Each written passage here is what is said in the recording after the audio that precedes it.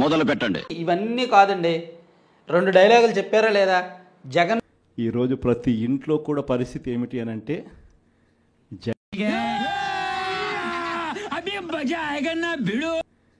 జగనన్న కనీసం పలావ్ పెట్టేవాడు.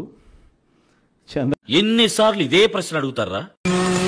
జనరల్ గా చెప్పాను రా, నేను సీరియస్ గా తీసుకున్నాను. చంద్రబాబు నాయుడు బిర్యానీ పెడతానన్నాడు. రే పిచ్చోడా, స్కూల్కి పోవాల్సిన వయసులో స్కూల్కి పోకుండా మామిడి తొప్పులో దొంగకాయలు తినే ఇప్పుడు నా ప్రాణాలు తీస్తున్నావా? ఇప్పుడు పలావు పోయింది, బిర్యానీ పోయింది, చివరికి ఏది లేకుండా రోడ్డు మీద నిలబట్టాడు చంద్రబాబు నాయుడు అనే మాట. అందుకనే నీకు 11 వచ్చేసినాయి.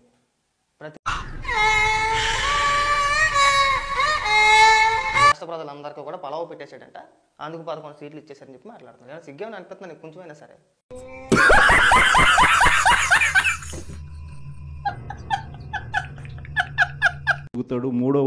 మూడో వ్యక్తి ఎవడు చేయలేని పరిస్థితి మనకంటేనే. బాధలు తిరిందా అరవకో, మొన్న నాకెలాగే కాలింది.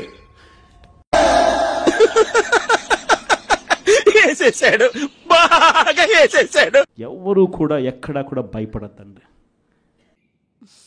నీకేం పర్వాలేదురా, వాడికి 4 నచ్చింది, నేను వెళ్తా.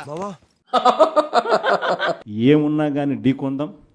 మీ అందరికీ పార్టీ తోడుగా ఉంటుంది. మీ జగనన్న మీకు అందరికీ అండగా ఉంటాడు అన్నమాట. జరుగుద్ది అవన్నీ నమ్మే ఉంటే నీ ఫేస్ లాగే నువ్వు ఏదో కన్నాలేసుకు బతకాల్సి వస్తుందిరా.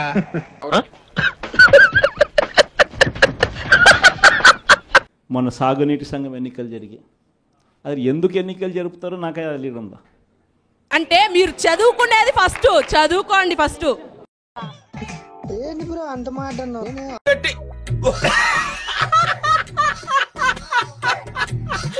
ఎన్నికలు జరిగేసరికి ఒక ప్రజాస్వామ్యబద్ధంగా నువ్వు ఎన్నికలు జరిగేట్టుగా అయితే జరపండి ఎన్నికలు.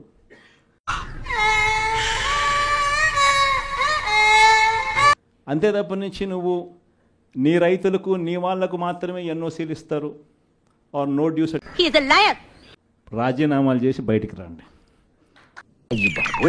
47 అని చెప్పి ఒక విజన్ అంట, ఒక డాక్యుమెంట్ అంట. నిజంగా నాకు ఆశ్చర్యం అనిపిస్తుంది. అసలు విజన్ అంటే ఏమిటి? ట్యాబ్లు వాళ్ళ దగ్గర కమిషన్లు తీసుకొని ట్యాబ్లు ఇవ్వడం విజన్.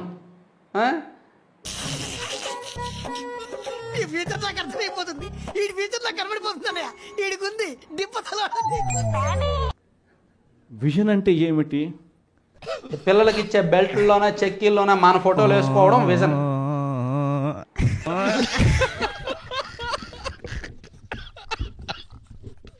మొట్టమొదటిసారిగా 8వ తరగతికి పిల్లాడు వచ్చేసరికి పిల్లాడి చేతిలో ట్యాబులు. ట్యాబ్లు వాళ్ళ దగ్గర కమిషన్లు తీసుకొని ట్యాబ్లు ఇవ్వడం విజన్. ఇప్పుడు దాకా చేసినంత గంగలో కలిసిపోయింది. ఇప్పుడు జగన్మోహన్ రెడ్డి గారు భయం అనేది ఆయన బ్లడ్ లో లేదు.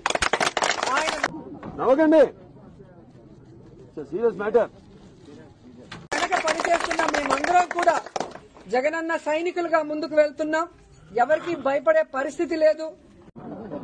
అరే విత్తనమ్ము తిన్నదంట, మర్రి చెట్టు పెద్దదంట, మూసుకొని ఉండమంట. బాగా వేసేసాడు. ఓకే బ్రదర్స్, ఒక తల్లి కడుపును పుట్టకపోయినా ఒకే ఆటోలో కలిసి ప్రయాణం చేశాం.